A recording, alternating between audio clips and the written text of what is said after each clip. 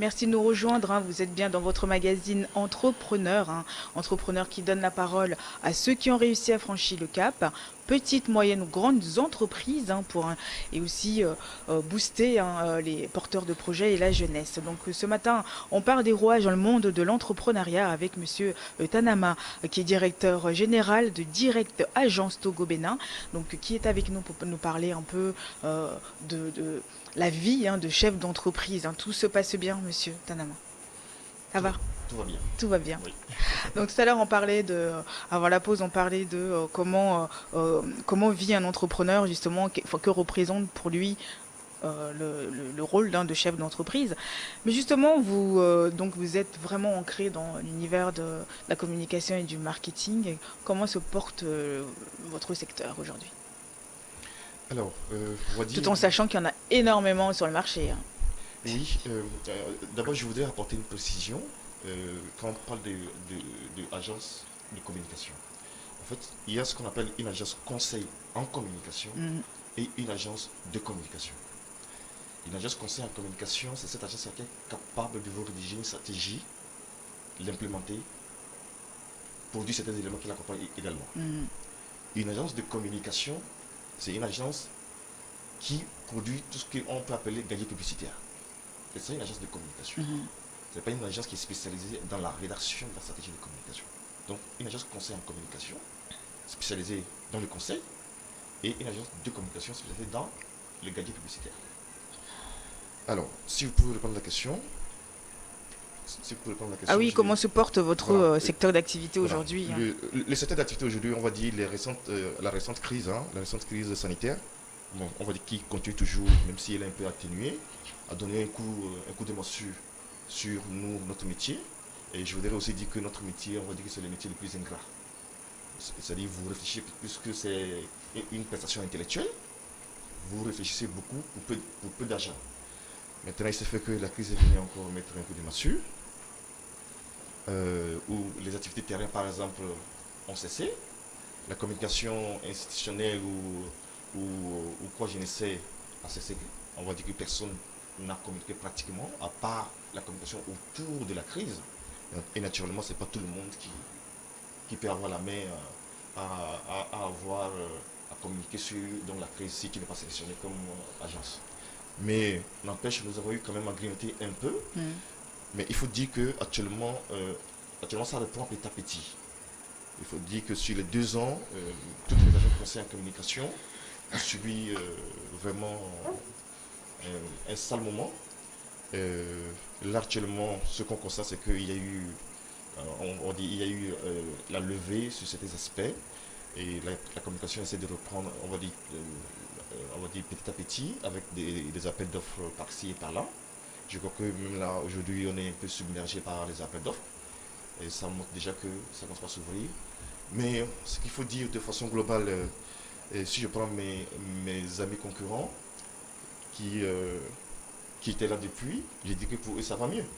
Mais nous qui sommes encore jeunes sur le terrain, bon, on se débrouille, on ne s'accroche pas derrière. Et puis on court. Eux, ils ont déjà fait la licence. Nous, on essaie de faire la vitesse pour rattraper ce qu'ils ont fait. Mais ça va arriver, ça va arriver. Justement, on va parler un petit peu de votre quotidien, hein, comment on vit, comment vous vivez au quotidien, hein, votre rôle de chef d'entreprise, hein. Donc, c'est la routine quand vous arrivez le matin, qu'est-ce qui se passe? Racontez-nous. Alors, le matin déjà ou bien la veille, il faut faire ce qu'on appelle la to-do list, c'est-à-dire les choses que je dois faire demain. Ou encore si c'est le matin, quand vous arrivez au bureau, vous notez rapidement ce que vous devez exécuter comme tâche, les courses à faire, vous définissez donc les priorités, vous déléguez les activités qu'il faut donc à votre équipe, qui doit faire qui, quoi, à quel moment, qu'est-ce qu'il faut délivrer à tel moment, etc. Et ensuite, naturellement, et comme je venais tantôt de le dire, le quotidien, il est ce qu'il est. Euh, Soit c'est un courrier qui vous annonce que vous avez perdu un appel d'offres, et tout de suite le moral est bas, ou encore c'est une mise en demeure qui arrive, parce qu'il y a un fournisseur à qui vous n'êtes pas encore payé, parce que vous aussi vous n'êtes pas encore payé. Le fournisseur en question aussi vous appelle et puis vous relance. À la limite, ce sont des échanges pas très, on va dire corrects. mais vous êtes obligé de supporter.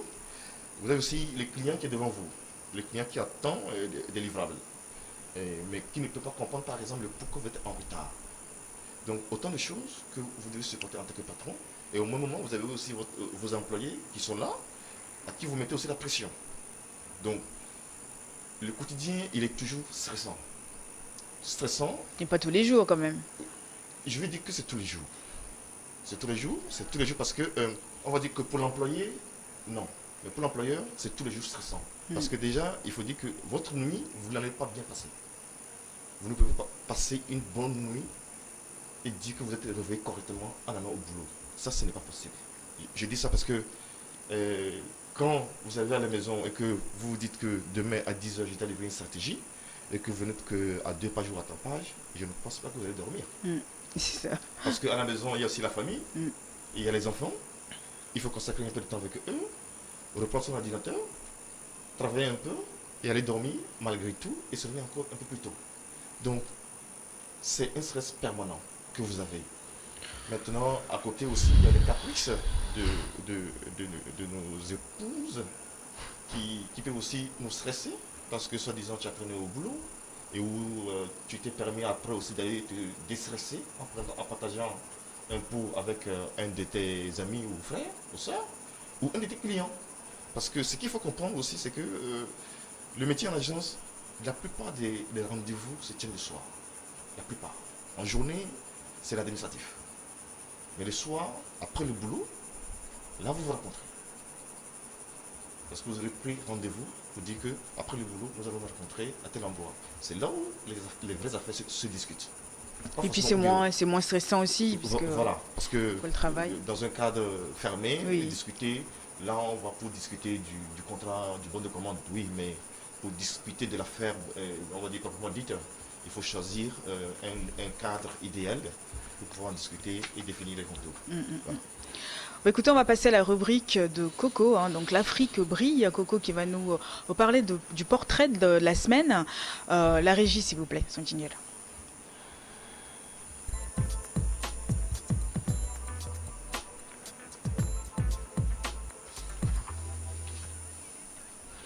Bonjour Coco, comment ça va? Ça va très bien ici. Ça Et toi? va? Oui, très très bien. Super. Tu vas nous présenter qui cette semaine? Oui, aujourd'hui ici, nous allons à la découverte donc d'une béninoise du nom de Odile Nyowin.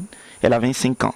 Alors, il faut dire qu'elle est fondatrice et directrice aujourd'hui générale d'une centre de transformation des noix tigrées que nous appelons chez nous aujourd'hui FIO.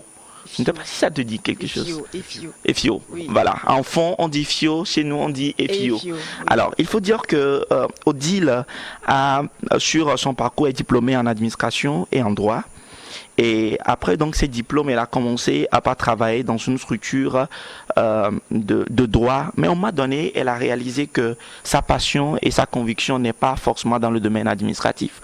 C'est là où elle crée la première unité de transformation de souchets du pays, que nous appelons donc EFIO chez nous, installée sur le lopan de terre familiale du quartier de Tangbe au Bénin, à Abomey-Calavi, et fonde sa marque. Alors, Noré, sur laquelle elle commercialise une dizaine de produits en sachets sous vide et parfaitement étiquetés. Alors, elle a commencé par transformer ses FIO en farine, biscuits, croquettes, craquantes, crème hydratante, huile purifiante, tisane et même du whisky de souchet. Alors, comme par hasard, après une année donc d'exercice, elle a commencé par valoriser donc les qualités donc de ce produit, où ces tubercules sont réputés pour leur qualité nutritionnelle, riches en minéraux, et ils réduisent le mauvais cholestérol et auraient même des vertus aphrodisiaques. En un an, avec un chiffre d'affaires mensuel d'environ 300 000 francs, Odile Nyowin emploie désormais des ouvriers, embauche des représentantes qui sillonnent le pays pour faire connaître sa marque et ses produits. Alors, plus tard, elle a remporté le premier trophée Benin Young Business Awards, prix créé en 2015 par plusieurs opérateurs présents au Bénin afin de distinguer de jeunes entrepreneurs. Alors, ce que nous sortons comme conseil de ce que nous partageons aujourd'hui avec tous nos téléspectateurs. Elle a dit ceci, elle dit: réussir en entrepreneuriat, c'est travailler de façon acharnée, saisir des opportunités, cultiver l'excellence et l'innovation chaque jour. Voilà. Un bon parcours hein, pour un jeune entrepreneur de 25 ans. 25 vraiment ans. bravo. Mm. Puis elle a su aussi sortir le plus important de ses noix, Mm. justement qu'on connaît nous ici, juste qu'on le mange. Bon, on ne sait pas qu'il y a autant de vertus aussi sur ça. Un grand merci à toi Coco. Merci Hein, à toi puis aussi. la semaine prochaine Mm. pour un nouveau portrait. Exactement. Donc, hein, comme on disait tout à l'heure, Monsieur Tanama, hein, c'est la jeunesse. La jeunesse y va aussi, mais pensez-vous qu'ils ont assez, ils ont les épaules assez larges pour pouvoir aussi tenir en tant que patron, en tant que chef d'entreprise? Écoutez, madame, ici, on n'est jamais prêt pour entreprendre. Et on n'est jamais prêt pour faire quelque chose qui peut nous revenir un jour. Dire que quelqu'un n'a pas les épaules, non. Tout le monde a les épaules. Je crois que peut-être c'est la peur qui peut animer quelqu'un et il dira que, ou elle dira que je n'ai pas les épaules. Parce que ce qu'il faut retenir, l'échec n'est pas de tomber. Mhm. L'échec, c'est de rester là où on est tombé. Voilà. Si vous tombez, vous restez là-bas. Là, vous êtes vraiment tombé. Donc, vos épaules sont toujours là. Quand vous êtes tombé, les épaules sont toujours restées. Relevez-vous. Donc, il faut toujours essayer. C'est pas parce que vous avez essayé que vous n'avez pas réussi que quelqu'un va vous dire qu'il a essayé, il a échoué. Non. Au moins, vous avez essayé. Et vous n'avez pas réussi. Vous recommencez. Ce qui veut dire que vous avez appris quelque chose de ce que vous avez fait. Malgré tout, vous aurez appris quelque chose. Donc, les préjugés et tout ça, on n'en a pas besoin. Tout le monde a les épaules nécessaires pour pouvoir embraser le métier qu'il veut, entreprendre s'il veut, mais dire qu'on n'a pas les épaules. Tout le monde a les épaules, tout le monde a le courage, tout le monde a la persévérance. Et il suffit d'essayer, de tenir. Donc, parce que si je vais aborder la chronique de notre cher ami Coco, il faut travailler avec hargne, persévérer, Oui. et ne pas vouloir abandonner tout de suite à la moindre erreur, ou bien au moindre débat. Voilà. Mais justement, comme il disait tout à l'heure, le mot de la fin, c'est redis-nous le mot. Réussir en Oui. entrepreneuriat, c'est travailler de façon acharnée, saisir des opportunités, cultiver l'excellence et l'innovation chaque jour. C'est ça. Puis ça rejoint un peu ce que vous disiez tout à l'heure. Hein. C'est un travail C'est un travail de tous les longue jours, haleine. Ouais. de longue haleine. Il faut travailler. Il ne faut pas avoir d'heure de pause. Il n'y a pas d'heure de pause pour un entrepreneur. Il n'a d'heure de pause que peut-être la nuit. Mais il n'a pas d'heure de pause. Mais l'employé a une heure de pause. Mais dites-nous, Monsieur Tanama, que dites-vous, que dites les salariés de vous, vos salariés de vous, enfin, qu'est-ce qu'ils disent? Est-ce que vous êtes un bon patron? Est-ce que vous êtes un patron sévère? Vous savez un peu? Bon, là, j'aurais aimé tout de suite que cette évaluation soit faite en direct. Avec un salaire. Voilà, si je suis un bon patron ou pas. Non, de toute façon, on ne peut pas danser et puis s'apprécier au même moment. Oui. Est-ce que je suis un bon patron? Je dis oui et non à la fois, parce qu'on ne peut pas être parfait sur tous les points, mais j'essaie juste de mieux motiver mon équipe à atteindre les objectifs que nous-mêmes nous sommes fixés. Aujourd'hui, je ne dirais pas que j'ai une équipe, mais nous sommes une famille. Une famille où chacun peut se lever et aller chez son collègue sans l'avertir. Voilà. Et on va dire lui rendre visite, causer, partager quelques moments. Au bureau, on se fait plaisir aussi de faire des after-work, des anniversaires, histoire de booster comment ça s'appelle, l'ambiance, d'accord, au sein de l'équipe. Bon, il n'y a pas de bon patron, il n'y a pas de mauvais patron. Voilà, c'est ça. Il faut savoir être Oui, strict quand il le faut. Oui, parce que s'il faut taper du poing sur la table, il faut taper du poing sur la table. Mais il ne faut pas aussi taper trop du poing sur la table. Je veux dire, voilà, il ne faut pas trop crier. Et naturellement, pour un chef d'entreprise, crier sur l'employé le frustre beaucoup plus. Et ça peut entacher, d'accord, les objectifs que vous avez donc fixés. Et ça peut aussi créer ce qu'on appelle, une tension au sein de l'équipe. Chose qui peut vous créer encore d'autres soucis, en ce sens que vous devez travailler pour créer de la cohésion sociale au sein de votre équipe. Sinon, l'employé va quitter la maison, n'aura même pas envie de venir au boulot. Ouais, c'est ça. Et bien, s'il vient au boulot, il n'a aucune envie de travailler.